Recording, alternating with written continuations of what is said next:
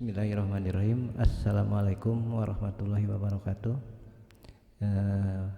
Kali ini saya akan menerangkan tentang toharoh. Yang pertama, pengertian toharoh. Toharoh menurut bahasa adalah bersih dan suci dari segala kotoran. Toharoh menurut istilah adalah bersuci dari hadas, baik hadas besar atau hadas kecil, dan bersuci dari najis yang ada di badan, pakaian, tempat, dan benda. Toharoh terbagi menjadi dua bagian, toharoh hadas dan toharoh khobas atau kotoran. Toharoh hadas ialah membersihkan dengan cara melaksanakan wudhu, mandi, dan bertayamum sebagai gantinya. Toharoh khobas atau kotoran ialah membersihkan jiwa dari dosa, maksiat, iri, sombong, penipu, dengki, ria, dan ujub. 1. Pengertian najis. Macam-macam najis. Cara menghilangkan najis, manfaat dan kegunaan bersuci dari najis. Pengertian najis.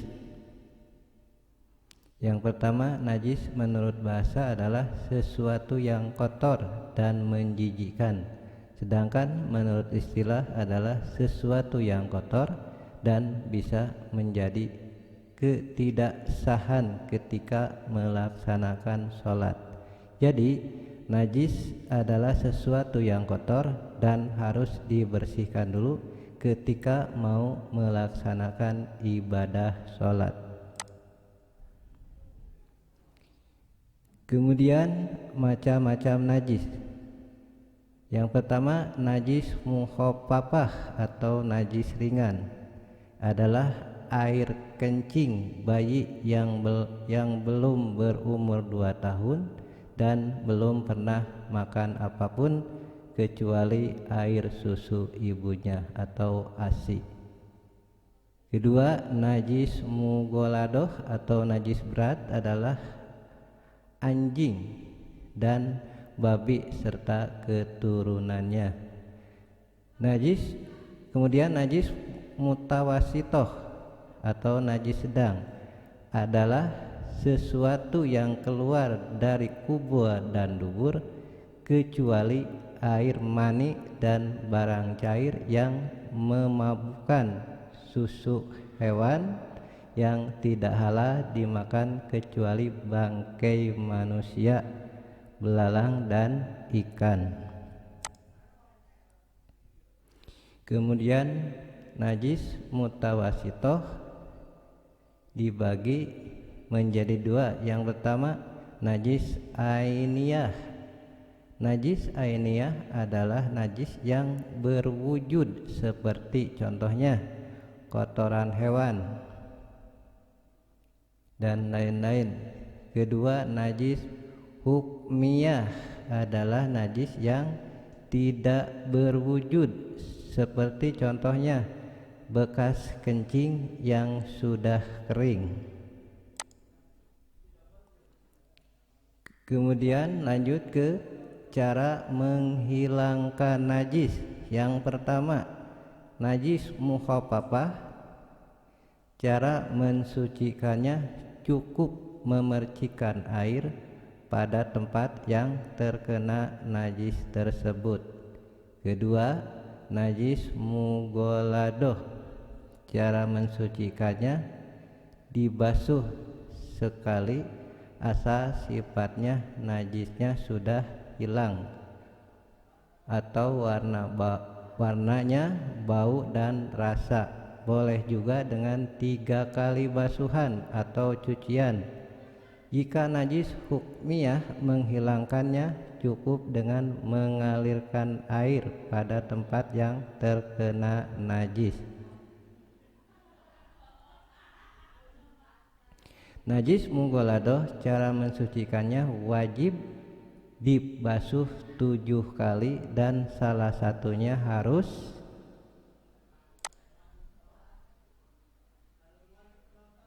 dengan memakai abu atau tanah.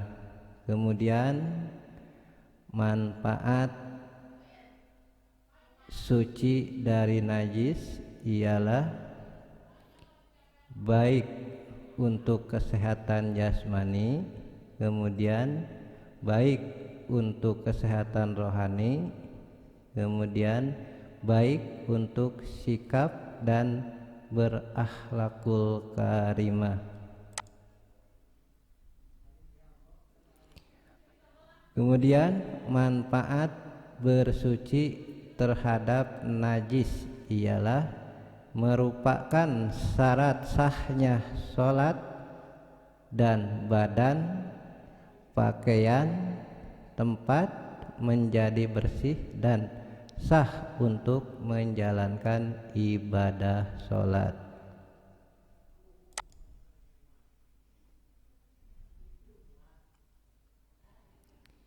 Kemudian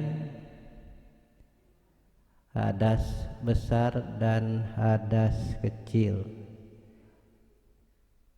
Yang pertama, hadas besar adalah sesuatu yang keluar atau terjadi sehingga mewajibkan mandi besar atau junub. Hadas kecil adalah adanya sesuatu yang terjadi dan mengharuskan seseorang berwudu apabila hendak melaksanakan sholat. Kemudian macam-macam hadas besar. Yang pertama, bersetubuh atau hubungan suami istri. Kedua, keluar mani baik karena mimpi maupun hal lain. Ketika nifas, ini khusus untuk perempuan. Keempat, keluar darah haid. Kelima, meninggal dunia. Macam-macam hadas kecil.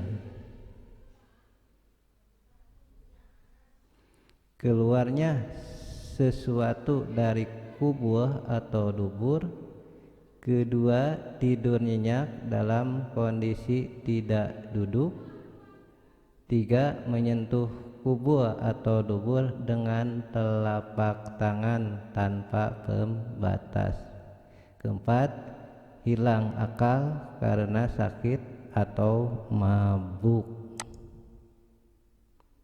Mungkin itu saja yang saya bisa sampaikan mengenai